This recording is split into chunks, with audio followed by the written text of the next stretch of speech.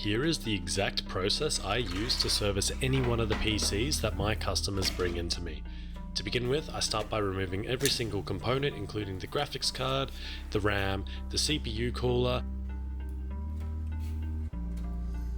Next, and arguably the most important, is replacing the thermal paste. Often with old PC builds you'll see hot spots occurring where the thermal paste is completely dried out.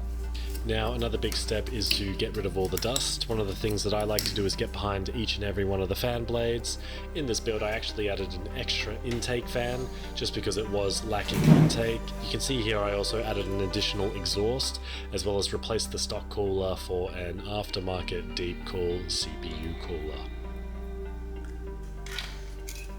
Depending on the state of the PC, I will sometimes go into the graphics card, but this PC wasn't too dusty and the radiator on the graphics card was fine. However, I did still give it dust down to all the components such as the RAM covers here. I then inserted the graphics card.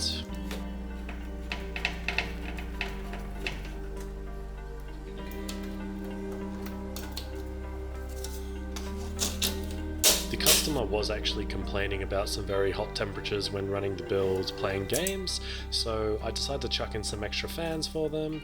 I did notice that the motherboard only had one fan header, so I had to use this splitter to be able to wire in multiple fans. Then I simply chucked on all the cases, powered it up, and she looked beautiful and she was back to normal.